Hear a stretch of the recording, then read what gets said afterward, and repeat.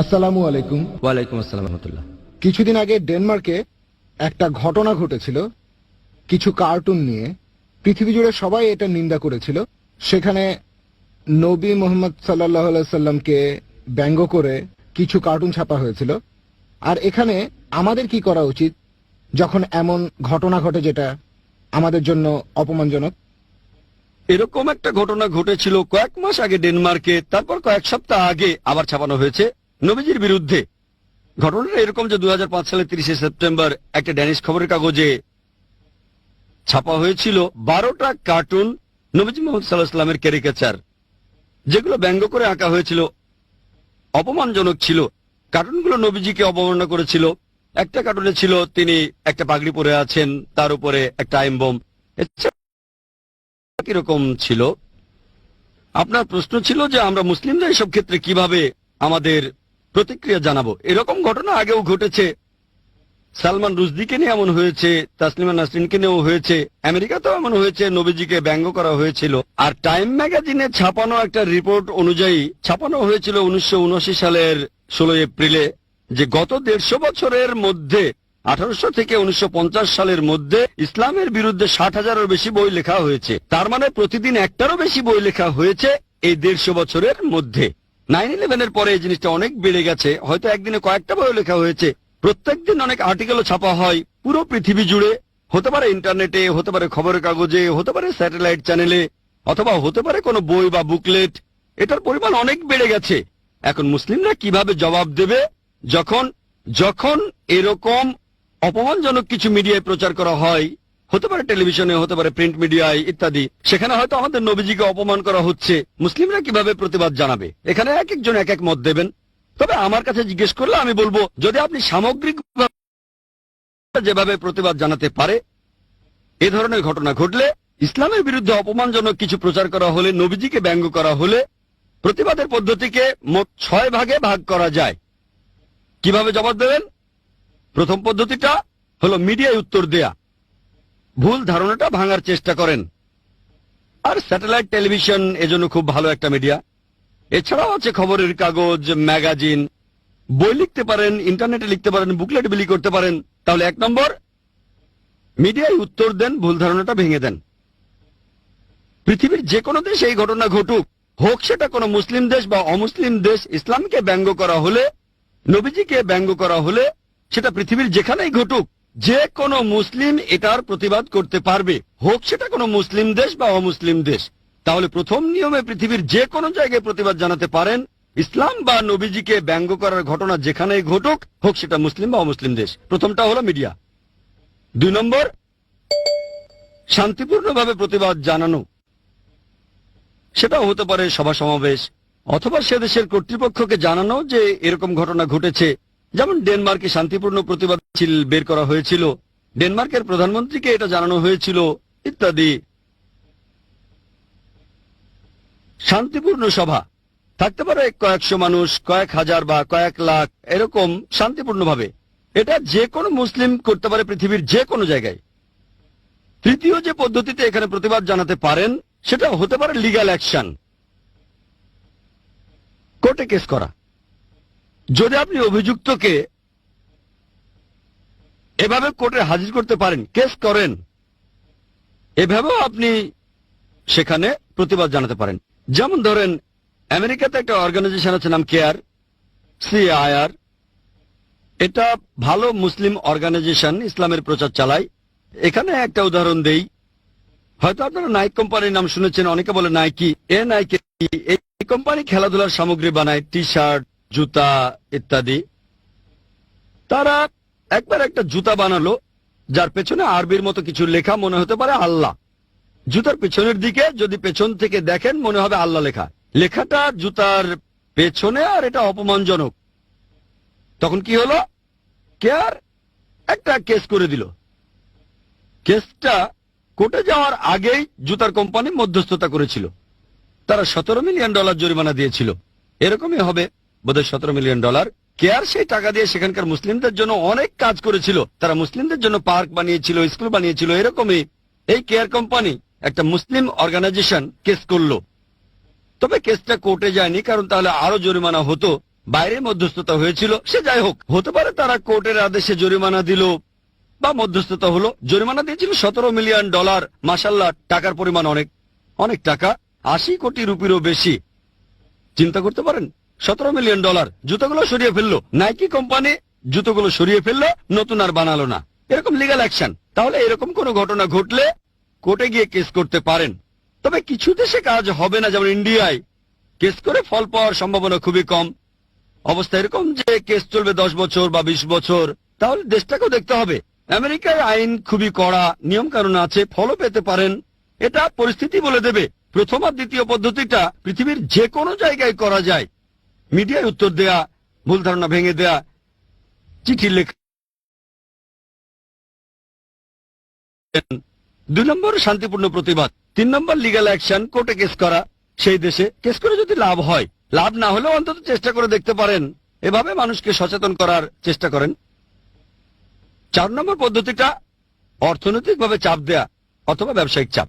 এটা হয়তো সব দেশে প্রয়োগ করা যাবে না, তবে এটা করতে পারেন যে সেই দেশের পণ্য সামগ্রী যেগুলো বয়কট করা যেতে পারে, যদি সে দেশে ঘটনা ঘটে, অথবা ধরেন সে দেশের প্রধানমন্ত্রী এটা নিন্দা করছে না, সমর্থন করছে, তার মানে তিনিও এটার একটা অংশ, তাহলে বয়কট করেন। যেমন আপনারা হয়তো জানেন, উপসাগরীয় যুদ্ধের সময় মধ্যপ্রাচ্যের অনেক দেশে আমেরিকান পণ্য সামগ্রী বয়কট করা হয়েছিল। সে সময় আমেরিকার অর্থনৈতিক অনেক ক্ষতি হয়েছিল। এটা হলো অর্থনৈতিক চাপ দেয়া বা পণ্য বয়কট করা। এটাতে কেউ আপত্তি জানাবে না, তবে এটাও পরিস্থিতির উপর নির্ভর করে। ধরেন এখন বললাম আমরা আমেরিকার পণ্য বয়কট করব, কিন্তু আমরা সংখ্যায় কম, কোনো লাভ হবে না। যদি এটা ফলপ্রসূ হয়, অর্থনীতিতে প্রভাব ফেলে, করেন। এটা হলো চতুর্থ পদ্ধতি। পঞ্চম হতে পারে রাজনৈতিক চাপ দেয়া। রাজনৈতিক চাপ মানে সমস্ত মুসলিম দেশগুলো তারা একসাথে হয়ে তখন সেই দেশের প্রধানকে তারা জানাবে যে এটা বন্ধ করতে হবে, না হলে আমাদের দেশ থেকে আপনাদের এম্বাসি তুলে দেব, রাষ্ট্রদূতদের ফিরিয়ে নেব ইত্যাদি। তাহলে এটা হলো 5 নম্বর পদ্ধতি, রাজনৈতিক চাপ সরাসরি। প্রধানমন্ত্রীরা আলোচনা করবেন, প্রেসিডেন্টরা আলোচনা করবেন, রাজনৈতিক আলোচনা যে এই কাজ বন্ধ করতে হবে, ক্ষমা চাইতে হবে, তা না হলে রাজনৈতিকভাবে বয়কট করা হবে। সর্বশেষ 6 নম্বর পদ্ধতি, প্রতিবাদ করা বা এমন কিছু আঘাত করে। যেমন ধরেন লোকজন এমন করলো যে আগুন ধরিয়ে দিল, এম্বাসিতে পাথর মারলো, কেউ হয়তো এমন কাজ করলো যে একটা বোমা ফাটিয়ে দিল, এমন হচ্ছে। প্রথম 5টা পদ্ধতিতে কোনো সমস্যা নেই, কেউ আপত্তি জানাবে না। মানুষ এভাবে প্রতিবাদ জানাচ্ছে, আপত্তি জানাবে কেন? এটা বাক স্বাধীনতা। তাহলে আমাদেরও উত্তর দেওয়ার স্বাধীনতা আছে। সে যদি আপনার শত্রুও হয়, ধরেন কেউ নবীজির বিরুদ্ধে বই লিখেছে, আপনি মিডিয়ায় প্রতিবাদ জানালেন, সে আপত্তি জানাবে না। এই 6 নম্বর পদ্ধতিতে যদি বিক্ষোভ প্রদর্শন করেন, এটা যদি খুব মারাত্মক না হয়, কিছু মনে করবে না, যদি সেটা ক্ষতিকর কিছু না হয়, যেমন ফ্ল্যাগ পুড়িয়ে দিলাম, কাজ হতে পারে নাও হতে পারে, তবে আপত্তি করবে না। 6 নম্বর পদ্ধতিতে বিক্ষোভ প্রদর্শন এমন হলে সমস্যা নেই। তবে যদি এমন হয় সেই দেশের কাউকে ধরলেন, তাকে আটক করে রাখলেন, তারপর অত্যাচার করলেন অথবা মেরে ফেললেন, ইসলাম এটা নিষিদ্ধ। একজন আমেরিকানকে কিডন্যাপ করলাম, এবার তাকে মেরে ফেলবো অথবা আমি একটা বোমা ফাটাবো, ইসলাম এটা নিষিদ্ধ। প্রথম 5টা পদ্ধতির কথা যদি বলেন, মুসলিমরা আপত্তি করবে না, অমুসলিমরা আপত্তি করবে না। 6 নম্বরটা শক্তি প্রয়োগ করা, ফ্ল্যাগ পুড়িয়ে দেয়া, কুশপুত্তলিকা পোড়ানো, বেশিরভাগ মানুষ আপত্তি করবে না, ইসলামও এটাকে পুরোপুরি হারাম বলবে না। তবে 6 নম্বর পদ্ধতিটা যদি মারাত্মক হয়ে যায়, যে নিরীহ কাউকে ধরলেন আর মেরে ফেললেন, আল্লাহ পবিত্র কোরআনে সূরা মাইদার 32 নম্বর আয়াতে বলেছেন, যদি কেউ কোনো মানুষকে হত্যা করে, যদি সেটা খুনের অপরাধ বা বিশৃঙ্খলা করার অপরাধ না হয়, তাহলে সে যেন পুরো মানুষ জাতিকে হত্যা করলো। যদি কোনো মানুষকে মেরে ফেলেন, হোক মুসলিম বা অমুসলিম, যদি সেটা খুন বা বিশৃঙ্খলা করার অপরাধে না হয়, তাহলে আপনি পুরো মানুষ জাতিকেই হত্যা করলেন। আর যদি কাউকে বাঁচান, তাহলে পুরো মানুষ জাতিকে বাঁচালেন। যদি সত্যিকারের দায়ী লোকদের ধরতে পারেন, তাহলে সেটা আলাদা কথা, কিন্তু কোনো দেশের নিরীহ কোনো লোককে ধরলেন, ইসলাম এটা সম্পূর্ণ নিষিদ্ধ। যদি আপনি আসল অপরাধীকে ধরতে পারেন, যদি সেটা ইসলামী দেশে হয়, তাহলে তাকে ইসলামী শরিয়া অনুযায়ী শাস্তি দেন, আমার আপত্তি থাকবে না। তাহলে মুসলিমরা এইভাবে প্রতিক্রিয়া জানাতে পারে। এখন এই ঘটনাটা ডেনমার্কে যেটা ঘটেছিল, আমাদের নবীজি সাল্লাল্লাহু আলাইহি সাল্লামের 12টা কার্টুন ছাপা হয়েছিল 2005-এর 30 সেপ্টেম্বর একটা খবরের কাগজে, আর এটা ছিল ডেনমার্কের স্থানীয় কাগজ। তখন সেখানকার মুসলিম নেতারা তারা একসাথে হলো এটা নিয়ে আলোচনা করলো। মুসলিম রাষ্ট্রদূতরা একসাথে হলো। 3 সপ্তাহ পরে তারা প্রধানমন্ত্রীর কাছে গেল। তারা সেখানে বলল এটা ঠিক না, অপমানজনক, বন্ধ করতে হবে। প্রধানমন্ত্রী হালকাভাবে নিলেন, কোনো পদক্ষেপই নিলেন না, তিনি গায়ে মাখলেন না। ঠিক আছে দেখবো, কিন্তু গায়ে মাখলেন না। 2006 20 জানুয়ারি, 3 মাস পরে এই কার্টুনগুলো ছাপানো হলো নরওয়েতে। তখন অনেক মুসলিমে আমাকে বলেছিল যে এটা কি ঠিক হচ্ছে, সবাই যেভাবে বিক্ষোভ জানাচ্ছে, প্রতিবাদ করছে, ইত্যাদি ইত্যাদি। আমি বলেছিলাম যে ছোট থাকতেই যদি এটাকে ছেটে না ফেলেন এটা বাড়তে থাকবে। তারপর এক সময় আমরা জানতে পারলাম এই ঘটনাটা জানুয়ারিতে ঘটার আগে সেপ্টেম্বর মাসে একবার ঘটে গেছে। আর সেখানকার মুসলিমরা শান্তিপূর্ণভাবে প্রধানমন্ত্রীর কাছে গিয়েছিল। তিনি বলেছিলেন এটা বাক স্বাধীনতা, আমি কি করব, ব্যাপারটা গায়ে মাখাননি। তারপর এই কার্টুনগুলো ইউরোপের আরেকটা দেশ নরওয়েতে ছাপানো হলো, নরওয়ের খবরের কাগজে ছাপলো। 2006 20 জানুয়ারি 4টা জার্মান পেপারে এই কার্টুনগুলো ছাপানো হলো। নবীজিকে ব্যঙ্গ করে ক্যারিকেচার, সবগুলো বর্ণনা দেব না, তাহলে অনেক সময় লেগে যাবে। এটুকু বলতে পারি যে একটা কার্টুনে আঁকা ছিল নবীজির মাথায় টাইম বোমা, একটা হাতে তরবারি, ইত্যাদি ইত্যাদি। সবগুলোর বর্ণনা দিচ্ছি না। এই কার্টুনগুলো আবার ছাপানো হলো, প্রথমে নরওয়েতে, তখনই খুব হইচই হলো। তারপরে জার্মানিতে 4টা জার্মান পেপারে ছাপানো হলো, তারপর ফ্রান্সে ছাপানো হলো, তারপর হাঙ্গেরিতেও ছাপানো হলো। তারপর মাত্র 1 সপ্তাহের মধ্যেই পুরো মুসলিম বিশ্বের সবাই এটার প্রতিবাদ জানালো, মাশাআল্লাহ। আর মুসলিমরা তখন প্রতিবাদ করেছিল 6টা পদ্ধতিতেই। মিডিয়াতে উত্তর দেওয়া হয়েছিল, ইন্টারনেটে এগুলো দেখবেন, উত্তরগুলো বিভিন্ন ম্যাগাজিনে দেখবেন, বিভিন্ন স্যাটেলাইট চ্যানেলে। মাশাআল্লাহ, সবাই প্রতিবাদ করেছে। এরপর দ্বিতীয় পদ্ধতিটা শান্তিপূর্ণভাবে প্রতিবাদ। অনেক জায়গায় হয়েছে, অনেক জায়গায় শান্তিপূর্ণভাবে মিছিল করা হয়েছে। পাকিস্তান, বাংলাদেশ, ইন্দোনেশিয়া, মধ্যপ্রাচ্য, শান্তিপূর্ণ প্রতিবাদ। তৃতীয় পদ্ধতি লিগ্যাল অ্যাকশন নেয়া। আলহামদুলিল্লাহ, তখন সৌদি আরবে 500-রও বেশি আইনজীবী একটা আন্তর্জাতিক কমিটির সুপারিশ করেছিল, ভবিষ্যতে যদি কেউ ইসলাম বা নবীজিকে ব্যঙ্গ করে তার বিরুদ্ধে আন্তর্জাতিক আদালতে মামলা করা হবে। এটা ছিল তৃতীয় পদ্ধতি। 4 নম্বর, অর্থনৈতিকভাবে বয়কট করা। আর মাশাআল্লাহ, অর্থনৈতিক চাপ। আর ঠিক তখনই পরিসংখ্যান বলে মধ্যপ্রাচ্যের দেশগুলো ডেনমার্কের পণ্য নিষিদ্ধ করেছিল। কুয়েত একাই প্রতি বছর ডেনমার্ক থেকে $170 মিলিয়ন পণ্য আমদানি করত। ডেনমার্ক প্রতি বছর শুধু কুয়েতে $170 মিলিয়ন পণ্য রপ্তানি করত। আর পুরো মধ্যপ্রাচ্যে প্রায় $800 মিলিয়ন। কিছু পরিসংখ্যান বলে বছরে $100 কোটি। চিন্তা করেন, প্রায় $800 মিলিয়ন লোকসান ডেনমার্কের জন্য প্রতি বছর, একটা বিশাল ক্ষতি। ডেনমার্ক দেশটাকে দেখেন, ছোট্ট একটা দেশ। এদের প্রধান পণ্য হলো দুগ্ধজাত পণ্য, দুধ, মাখন। শুধু মধ্যপ্রাচ্যে, মুসলিম সবগুলো দেশের কথা বলছি না, সবগুলোকে ধরলে কয়েকশো কোটি ডলার হবে। মধ্যপ্রাচ্যে কি হলো, সেখানে বিভিন্ন সুপার মার্কেটে দেখা গেল সেই মার্কেটের যারা মালিক তারা তখনই বলল ডেনমার্কের দুগ্ধজাত পণ্য নিষিদ্ধ। এমন না তারা লোকসান করছে, লোকজন অন্য দেশের জিনিস কিনছে, ডেনমার্কেরটা না। এভাবে ডেনমার্কের লোকসান হলো। তখন তারা যেটা করলো যে ডেয়ারি প্রোডাক্ট কমিটি ডেনমার্কের প্রধানমন্ত্রীর কাছে গেল, প্রিন্ট মিডিয়ার কাছে গেল যে কি হচ্ছে। প্রিন্ট মিডিয়া তখন ক্ষমা চাইলো। এখন অনেকদিন চলে গেছে, দেখবেন যে তারা ক্ষমা চেয়েছিল সেটা মূলত অর্থনৈতিক চাপের কারণে। ইংরেজি আর আরবিতে পরিষ্কার ক্ষমা চেয়েছে, কিন্তু ডেনমার্কের খবরের কাগজে একটু অন্যভাবে লেখা হলো। সেটা ছিল ড্যানিশ ভাষায়। সেখানে প্রধানমন্ত্রীর ক্ষমা চাওয়াটা ছিল গা ছাড়া টাইপের। সেই নিউজ পেপারের চিফ এডিটর বলল, যেটা ছাপিয়েছি সেটা ডেনমার্কের আইনের বিরুদ্ধে না, তবে যেহেতু পৃথিবীর মুসলিমরা এটাতে আহত হয়েছে তাই ক্ষমা চাচ্ছি। তার মানে তারা ক্ষমা চাচ্ছে, কিন্তু শর্ত আছে। ডেনমার্কের আইন অনুযায়ী এটা কোনো অপরাধ না। আমরা ডেনমার্কের কোনো প্রচলিত আইন ভাঙিনি, তবে যেহেতু এই ঘটনায় পৃথিবী জুড়ে মুসলিমরা আহত হয়েছে, আমরা সেজন্য দুঃখিত। যেমন ধরেন, কোন ধর্মে ধর্ষণের অনুমতি আছে। আমি কারো বোনকে ধর্ষণ করে বললাম, দেখেন আমার ধর্মে এটার অনুমতি আছে, তবে আপনি কষ্ট পেলে আমি দুঃখিত। বলতে পারেন না আমার দেশে চলে, কিছু খারাপ হলে তা সবার জন্য খারাপ, সেটা কোনো ধর্মে থাকুক বা না থাকুক, সে দেশের আইন থাকুক বা না থাকুক। ধরেন কেউ বলল আমার ধর্মে ধর্ষণের অনুমতি আছে, আমি আপনার মা, বোন, স্ত্রীকে ধর্ষণ করলাম, আপনার খারাপ লাগলে আমি দুঃখিত। এটা কি লজিক্যাল? না। যেটা খারাপ সবার জন্য খারাপ। হারাম বলা হলে সেটা সবার জন্যই হারাম, অথবা বেশিরভাগের জন্য সেটা তাহলে হারাম। অল্প লোকের জন্য খারাপ হলে হারাম না, যেমন যাদের ডায়াবেটিস আছে তাদের জন্য চিনি খাওয়া ঠিক না, এটা সবার জন্য হারাম না, শুধু রোগীদের জন্য হারাম। আর এখানে ক্ষমা চাওয়া হলো দায় সারা ভাবে। তবে ডেনমার্কে এটা নিয়ে বিশাল হট্টগোল হয়েছিল। দেখবেন যে এই $800 মিলিয়ন আমেরিকার জন্য কিছুই না, তাহলে ডেনমার্কের জায়গায় আমেরিকা হলে তেমন কিছু হতো না। তবে এমন ঘটেছিল, গত বছরে সব আমেরিকান পণ্য নিষিদ্ধ করা হয়েছিল, বিশাল লোকসান হয়েছিল, কয়েকশো কোটি ডলার লস আমেরিকার জন্য অনেক।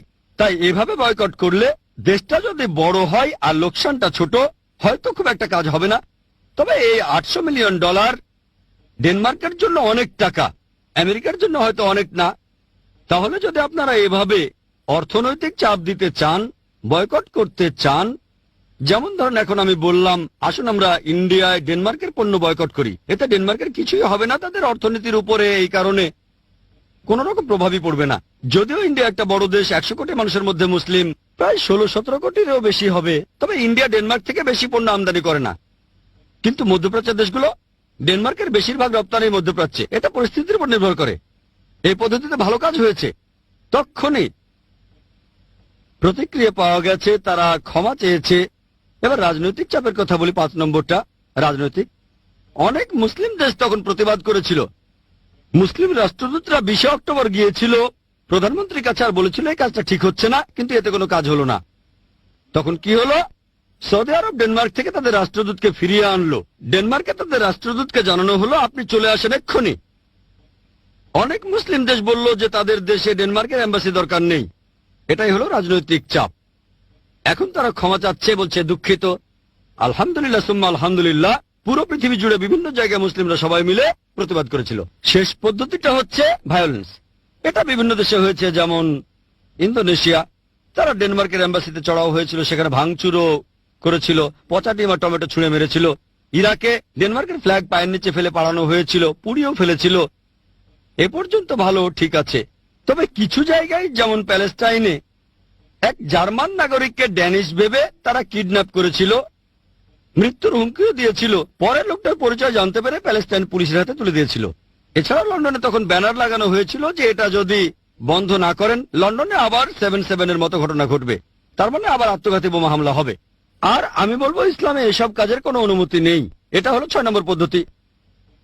অন্য 5টা পদ্ধতি আলহামদুলিল্লাহ, তবে শেষেরটা ফ্ল্যাগ পুড়িয়ে দেওয়া, কেউ বলবে হ্যাঁ, কেউ বলবেন না, পুরোপুরি হারাম বলতে পারবে না, তবে নিরীহ মানুষ মারা হারাম ইসলামে।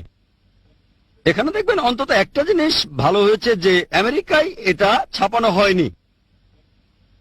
ইংল্যান্ডের সরকার সে সময় ডেনমার্কের বিরুদ্ধে কথা বলেছে। অন্যান্য সব ইউরোপিয়ান দেশ বেশিরভাগই ডেনমার্ককে সমর্থন করেছে যে এটা বাক স্বাধীনতা। কিন্তু জ্যাক স্ট্র ফরেন মিনিস্টার ইংল্যান্ডের বলেছিলেন বাক স্বাধীনতা থাকবে, তার মানে এই না কোনো ধর্মকে আক্রমণ করবেন অথবা নিন্দা করবেন। আমেরিকাও একই কাজ করেছে, আমেরিকা নিন্দা করেছে। কারণ এমনও হতে পারে অতীতে আমেরিকা আর ইংল্যান্ডে যেসব ঘটনা ঘটেছিল তারা আগের চেয়ে বুদ্ধিমান হয়েছে। আমি আগের কাজগুলো সমর্থন করছি না, তবে তারা বুঝেছে এইসব ক্যারিকাচারের কারণে কোটি কোটি ডলার লোকসান হচ্ছে। বিবিসিও নিন্দা করেছে। এইসব লোকজন বিশেষ করে আমেরিকায় আর ইংল্যান্ডে তারা ডেনমার্কের এই কাজটা প্রতিবাদ করেছিল, তারা মুসলিমদের পক্ষে বলেছিল।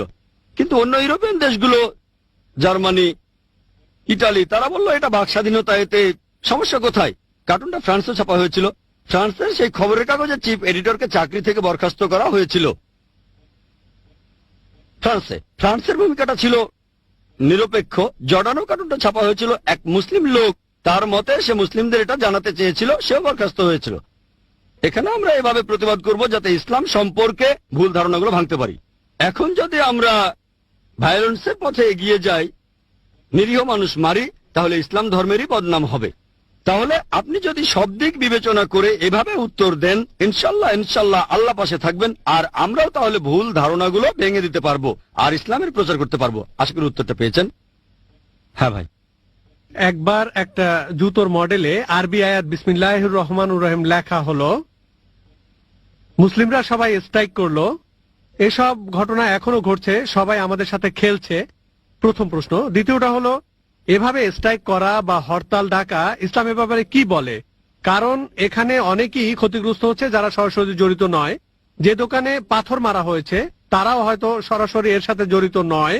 ইসলাম ধর্ম এ ব্যাপারে কি বলছে? ভাই আপনি প্রশ্ন করলেন আর এটার উত্তর আমি আগে দিয়েছি। আমি একটা জেনারেল উত্তর দিয়েছি। সেই উত্তরটার মধ্যে সবকিছুই পড়ে, সালমান রুশদি, তাসলিমা নাসরিন আর আমেরিকা, সবকিছু। আমার উত্তরটা ছিল সামগ্রিক। তারপরে ডেনমার্কের ছাপানো সেই কার্টুনগুলো নিয়েও আমি বলেছিলাম সেখানে বলেছিলাম যে 6 নম্বর ছিল ভায়োলেন্স। এই ভায়োলেন্সের ব্যাপারে তখন আমি বলেছিলাম ফ্ল্যাগ পুড়িয়ে দিলেন, লোকে আপত্তি করতে পারে, তবে এটাকে হারাম বলবে না। অথবা ঢিল মেরে জানালার কাঁচ ভাঙলেন, সেই দেশের এম্বাসির জানালা যেটা অন্যায় করেছে, তবে অন্য কারো দোকানে আগুন ধরানোকে হারাম বলবো। অবশ্য যদি সেই ব্যাপারটার সাথে জড়িত কেউ, একেবারে সরাসরি জড়িত এমন কাউকে ধরতে পারেন, তাহলে ব্যাপারটা আলাদা। আপনি সেই দেশের কোন নাগরিককে কিডন্যাপ করে অত্যাচার করতে পারেন না, এটা হারাম। তাহলে দোকানে পাথর মারা এটা সম্পূর্ণ হারাম। যদি সেই দোকানদার অন্যায় কিছু করেছে সেজন্য পাথর মারছেন, তাহলে ঠিক আছে, তবে অন্য কাউকে আক্রমণ করা ঠিক না। এখানে যেটা করতে পারেন, আমি আগেও বলেছি, যদি সেই দেশ দায়ী হয়, প্রধানমন্ত্রী এটাকে সমর্থন করে, তার মানে প্রধানমন্ত্রীও জড়িত। প্রধানমন্ত্রী দায়ী, সেজন্য নিরীহ নাগরিককে মারতে পারেন না। খুব বেশি হলে ফ্ল্যাগ পোড়ানো, আমি বলছি না যে এটাও ঠিক, তবে ভায়োলেন্সটা যদি হয়, ফ্ল্যাগ পুড়িয়ে দেয়া, এম্বাসিতে পচা ডিম ছুঁড়ে মারা, যদি ভায়োলেন্সটা এরকম হয়, সামান্য খুব একটা আপত্তি করবে না মানুষ। তবে চূড়ান্ত ভায়োলেন্সে নিরীহ মানুষ মারা, অত্যাচার করা, অথবা বাড়িঘর পুড়িয়ে দেয়া, অথবা দোকান পুড়িয়ে দেয়া, এগুলো হারাম ইসলামে। এমন করা আমার মতে সম্পূর্ণ ভুল। হ্যাঁ, আপনি মিডিয়ায় উত্তর দিতে পারেন শান্তিপূর্ণভাবে।